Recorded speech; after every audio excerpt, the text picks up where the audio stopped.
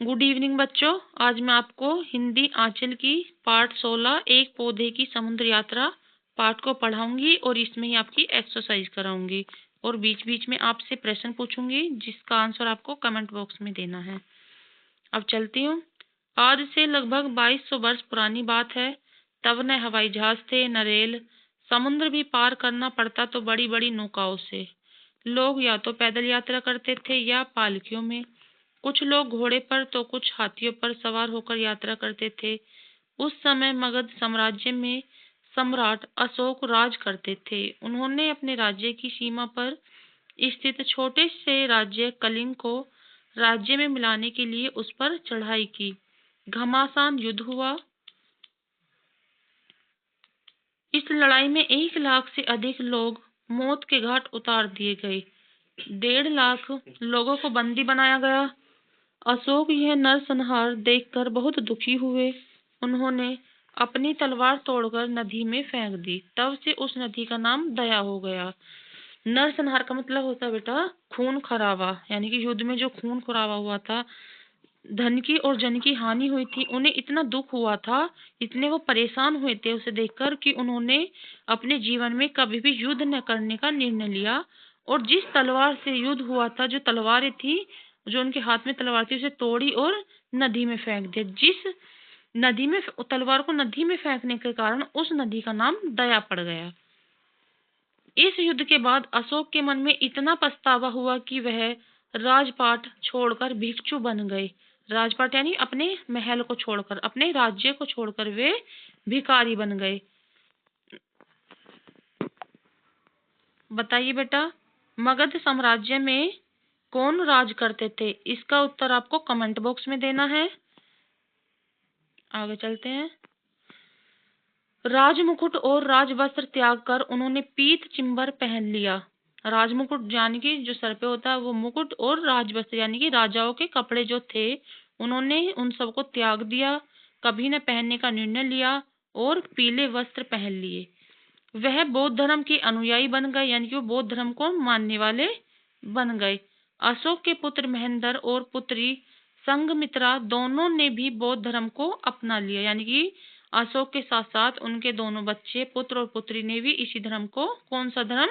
बौद्ध धर्म को अपना लिया। महेंद्र ही आगे चलकर महिंद के नाम से प्रसिद्ध हुए। एक दिन अशोक ने दोनों से कहा, जाओ सैधम का संदेश लेकर भारत के दक्षिण छोर पर पहुंचे। फिर नौका से समुद्र पार कर दक्षिण के अन्य देशों और द्वीपों में पहुंचे। महिंद्र ने पूछा, अपने साथ में तथागत के चिन्ह से ले आना। बताइए बेटा, अशोक के कितने बेटा और बेटी थे? इसका आंसर आपको कमेंट बॉक्स में देता है। आगे चलते हैं।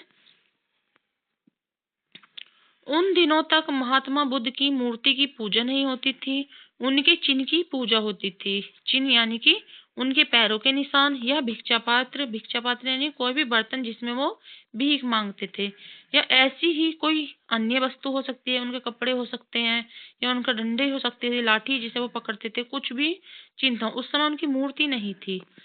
अशोक ने उनसे कहा, जिस वृक्ष के नीचे बैठकर भगवान बुद्ध ने तपस्या की थी और ज्ञान प्राप्त किया था, उसी वृक्ष से उत्पन्न एक पौधा ले आओ। यानी कि उस वृक्ष का कोई बीज गिर गया होगा, उससे जो एक पौधा हुआ है उस पौधे को ले आओ।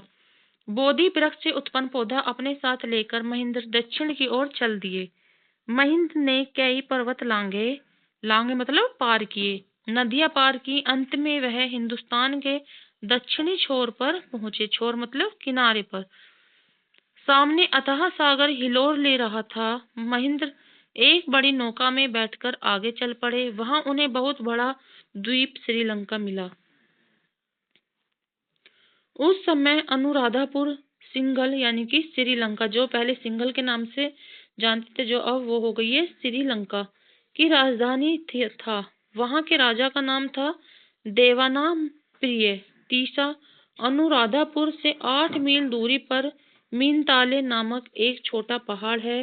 कहते हैं कि यहीं पर महिंद और देवानाम प्रिय तीसा के बीच बैठक हुई। बैठक मतलब उनके बीच बातचीत हुई थी।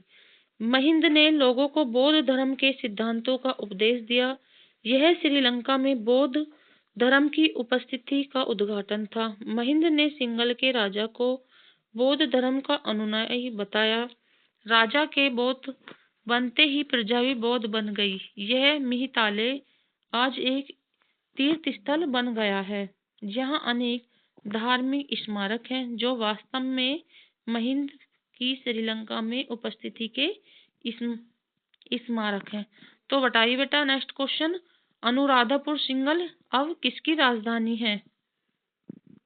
महिंद्र सिर्फ पौधा ही नहीं ले गए किंतु उन्होंने बुद्ध के पवित्र अवशेष भी भारत से मंगाए। वे बड़े बड़े डागोवा या मंदिरों में रखे गए। बुद्ध का दांत कैंडी के बहुत बड़े मंदिर में रखा गया। धीरे धीरे सिंघल में बौद्ध धर्म जीवन के हर अंग में समा गया।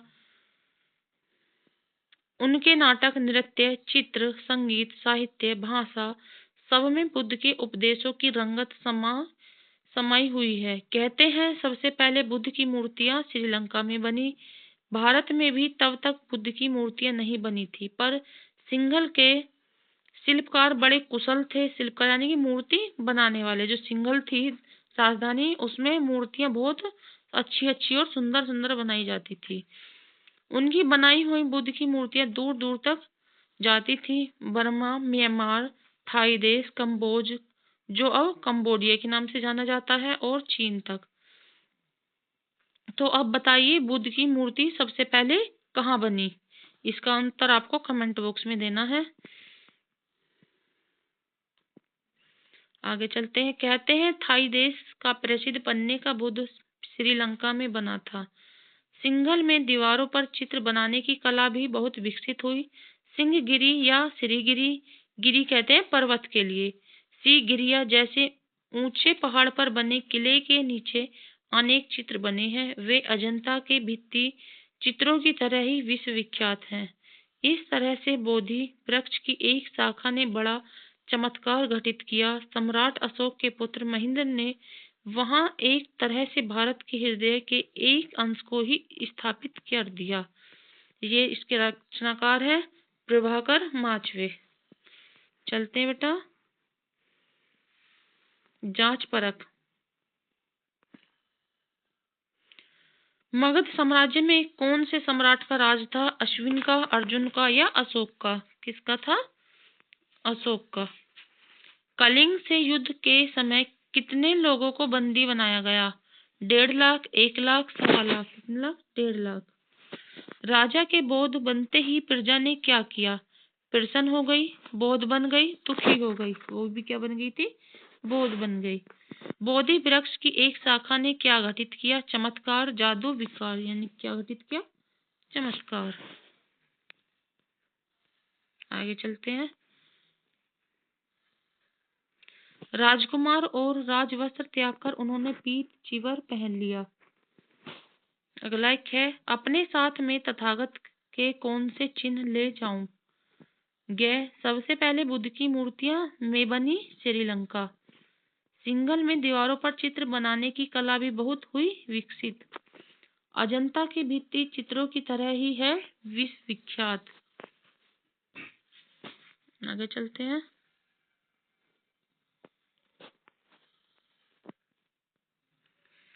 अशोक नरसंहार देखकर बहुत दुखी थे। राइट।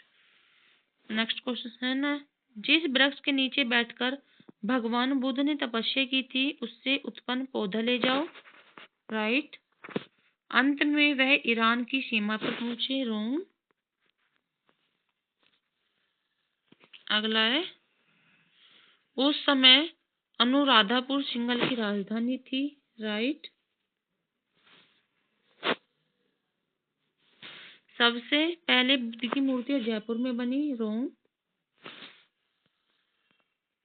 देख अनुस्वार के प्रयोग वाले शब्द है ये, और इधर ये अनुनासिक। अनुस्वार किसे कहते हैं? जिसमें बिंदियां लगाई जाती है, यानी कि जो शब्द हमारी मुंह से बोला जाता है। और अनुनासिक जो नाक और मुंह दोनों से बोला जाता है। घोड़े, महिंद, बंदी दोनों श्रीलंका।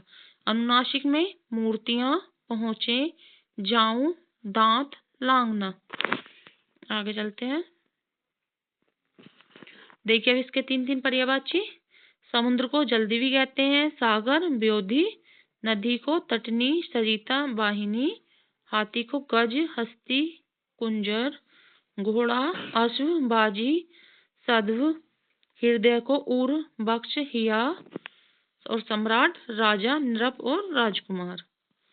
आगे चलते हैं। निम्नलिखित शब्दों के सामने उनके लिंग बदलकर नए शब्द लिखिए। उनके लिंग बदलने हैं, यानी कि स्त्रीलिंग है उसे पुल्लिंग बनाना है और जो पुल्लिंग है उसे स्त्रीलिंग बनाना है। घोड़े का घोड़ी, राजा का रानी, हाथी का हथनी, भिक्षु का भिक्षुकी, नर का नारी, बड़ा का बड़ी, पुत्र का पुत्री, छोटे का छोटी। आगे देखिए, निम्नलिखित शब्दों को बहुवचन में बदलकर लिखिए। बहुवचन जो एक वचन दिए हो और आपको उनका बहुवचन बनाना है। भिक्षु भिक्षुओं, नौका नौकाएं, पर्वत पर्वतों, नदी नदियां, शाखा शाखाओं, वृक्ष वृक्षों, राजा राजाओं, मूर्ति मूर्तियां, चित्र चित्रों, पुत्र पुत्रियां।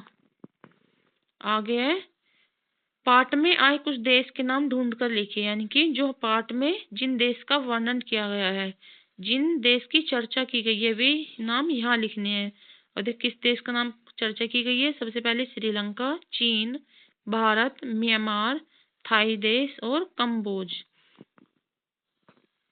कुछ ऐसे देशों के नाम लिखे जो पाठ में नहीं है और आप उनका नाम जानते हैं। मतलब कुछ ऐसे देश लिखने हैं जिन्हें हम लोग जानते हैं लेकिन वो पाठ में नहीं आए हैं। रूस, जापान, अमेरिका, पाकिस्तान। पाकिस्तान में ये आगे मात्रा लगेगी।